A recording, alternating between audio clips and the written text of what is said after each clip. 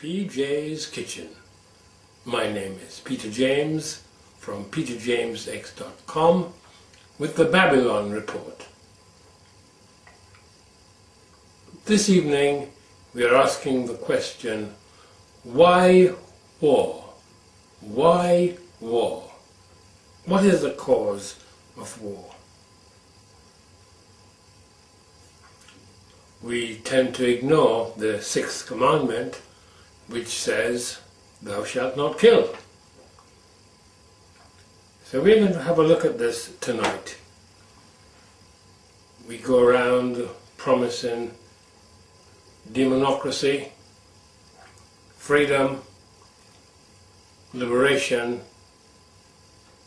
and what we actually leave is full-scale destruction. You know, we say construction, and we leave destruction. Even churchianity, that's my new word for fallen Christianity, churchianity is vociferously baying for blood. You will hear people like Hagee saying, yes, you have to kill them before they kill us, as they shout and scream about supporting and defending Israel, and by that I mean the nation down in the Middle East. We have often used Daniel 4:17. We even have it on our web page, our main index page, and it says there that to the intent that the living may know that the Most High ruleth in the kingdom of men, and giveth it to whomsoever he will, and setteth up over it the basest of men. So what we're going to have a look at is the activity of the basest of men. It doesn't matter what country you're speaking about, it is still the basest of men. If we have a look at James chapter 4, James answers the question immediately. It says, "From whence come wars and fightings among you? Come they not hence, even of your lusts that war in your members? Ye lust and have not, ye kill and desire to have, and cannot obtain. You fight and war, yet ye have not, because ye ask not. Ye ask and receive not, because ye ask amiss, that ye may consume it upon your lusts." You see, the primary point here is lust. We are coveting something that belongs to another. And we will go to great lengths to obtain that which belongs to another. It happens in families and individuals. An outsider looks in, likes a wife or a husband and says, "I want her, I want him," and they will happily destroy a family in order to fulfill the lust that war in his members or her members. Nationally, we do the same thing. Internationally, we do the same thing.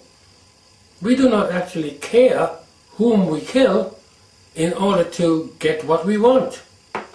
We will kill our own. We don't just kill the enemy, we will kill our own. They are of equivalent value to the enemy for the people pulling the strings. They do not care. Terrorism, engineered terrorism, where their own governments kill their own nationals in order to achieve an objective, a distant objective, then they lie and deceive the people, and the people are so blind and deceived that they swallow the lie, and then they volunteer their lives and the lives of their children to go and fight and kill in foreign lands or even in their own lands. That's not right. That is sin. That is a great evil. It is an abomination. We do not accept how greatly we have been blessed. We don't do that.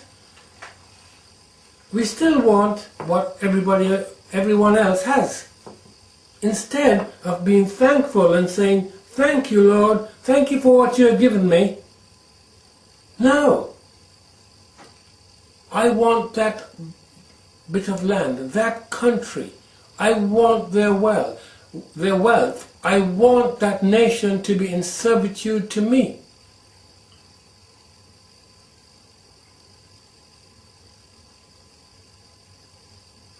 It is awful.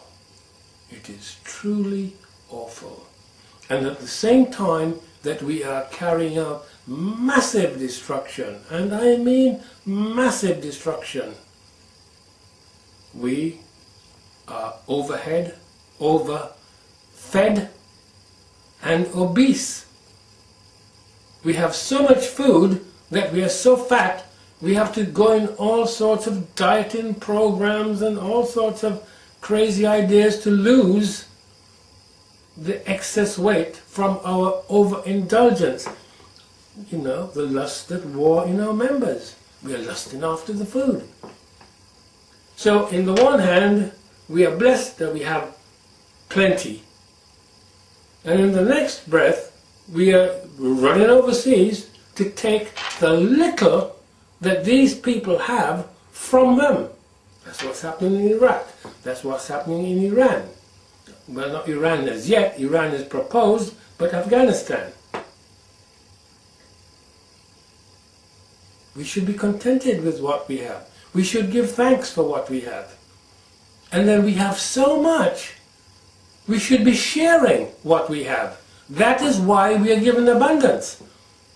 We are not given abundance so that we can create weaponry to go and steal the little that others have and try to control and manipulate them.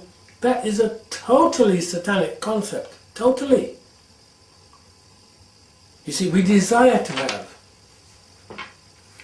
And you know, we are desiring to have while we have an abundance of the same thing that these other people have.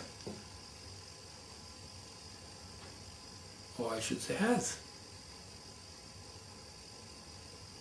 You know, the United States is awash with oil. It's awash with gas. Absolutely. In one part, I think it's Ohio, I might have the place wrong, that they have loads of jet engines pushing the gas back into the ground. So often, you know, what is the perceived reason which we have accepted from our rulers for going to war is wrong. It's a lie. But how could we expect anything else? It says that Satan was a liar and a murderer from the beginning. So we have to expect lies. And as I've said so many times, lies and murder are clearly linked together. And then in Revelation we are told that Satan deceiveth the whole world.